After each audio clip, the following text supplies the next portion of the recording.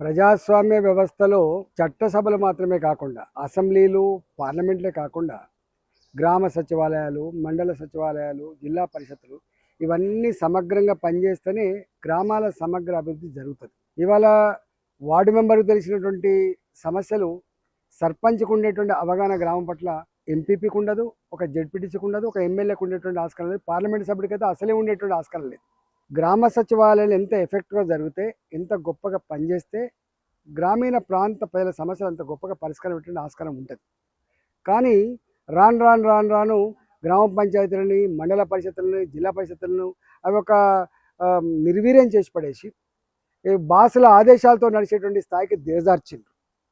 అంతేకాకుండా రాష్ట్ర ప్రభుత్వం దానికి నిధులు ఇవ్వకుండా కేంద్రం ద్వారా వచ్చేటువంటి ఫైనాన్స్ కమిషన్ నిధులు కావచ్చు, పర్ క్యాపిటల్ నిధులు కావచ్చు, లేదా ఉపాధి హామీ పనుల ద్వారా వచ్చేటువంటి మెటీరియల్ కాంపౌండ్ నిధులు కావచ్చు, వాటితోటే ఇంత అభివృద్ధి జరిగింది తప్ప ఎక్కడ కూడా రాష్ట్ర ప్రభుత్వ పరంగా పైసలు లేవు.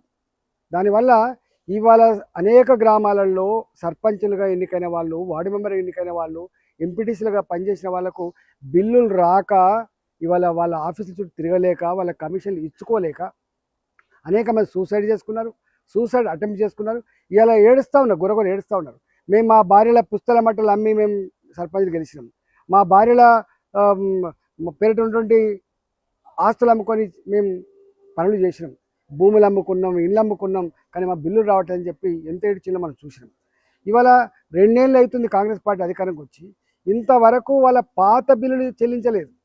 వాళ్ళు కమిషన్లు ఇచ్చుకోలేక, ఆఫీసుల చుట్టూ తిరగలేక ఇవాళ ఎంత ఏడుస్తూ ఉన్నారో మనం చూస్తూ ఉన్నాం. కాబట్టి 2 సంవత్సరాల కాలంలో వీళ్ళ బిల్లులు ఇవ్వలేని మంత్రులు, వీళ్ళ పని చేయలేని మంత్రులు, వీళ్ళ సమస్యలు పరిష్కరించలేని మంత్రులు రేపు మాకు ఓటేయండి మళ్ళీ మేము 3 ఏళ్ళు పనిచేస్తామని చెప్తే ఎవరు నమ్ముతారు, ఎట్లా నమ్ముతారు?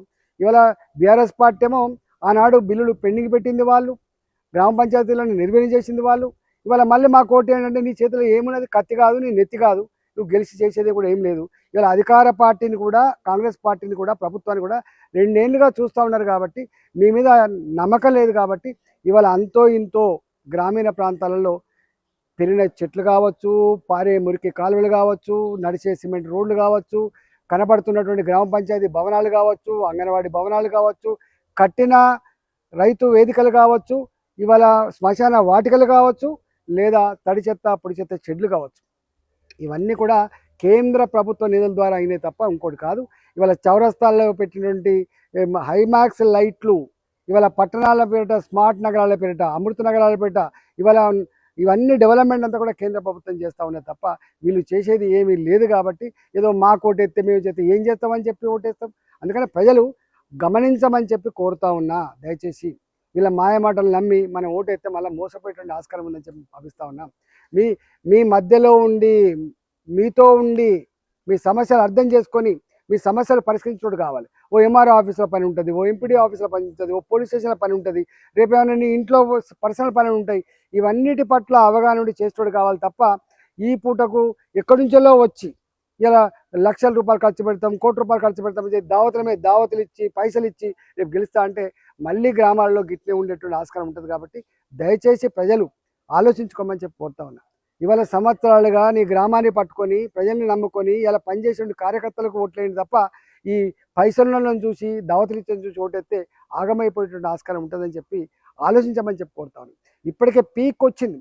ఇవాళ మీరు చూస్తున్నారు, పాత సర్పంచ్లుగా ఉన్న వాళ్ళు మేమే అప్పులపాలైనాం, మళ్ళీ మీరు అప్పులపాలు కావద్దని చెప్తున్నారు. ఇవాళ మహిళా రిజర్వేషన్ల సర్పంచ్ నిలబడమన్నా, లేకపోతే వార్డు మెంబర్ నిలబడమన్నా ఏడుస్తున్నారు బలవంత పెడితే. ఎందుకంటే మా పుస్తకాలు అమ్ముకోదలుచుకోలేదు మేము, మా ఇల్లు అమ్ముకోదలుచుకోలేదు మేము, మా భూమి అమ్ముకోదలుచుకోలేదు మేము అప్పులపాలు కాదలుచుకోలేదు మేము, మా కుటుంబం రోడ్ల మీద పడేదలుచుకోలేదని చెప్పి ఇలా చూస్తూ ఉన్నాం. కాబట్టి వాళ్ళ అనుభవాన్ని దృష్టిలో పెట్టుకొని చేయండి.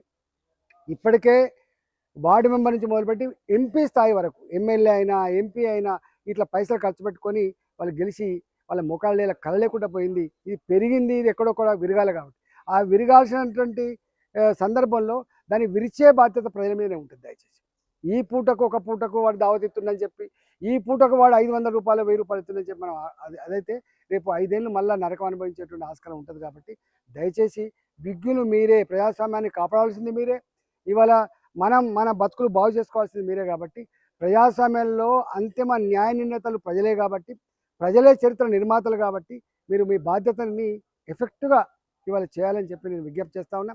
మీరు అభ్యర్థులు కూడా ఆగమాగం అయిపోయి ఏది పడితే అదే హామీ ఇస్తారు. సిమెంట్ రోడ్డు వేసిపోతావు అంటావు, గ్రామ పంచాయతీ మీరు కడతపో అంటావు, లేకపోతే మోరీ కడతపో అంటావు. నీ చేతిలో ఏముందని చెప్పి అనవసరమైన హామీలు ఇవ్వకండి, ఆగం కాకండి.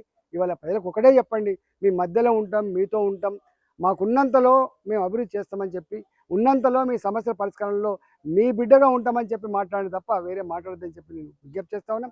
హుజురాబాద్ ఇవాళ 25 ఏళ్ళుగా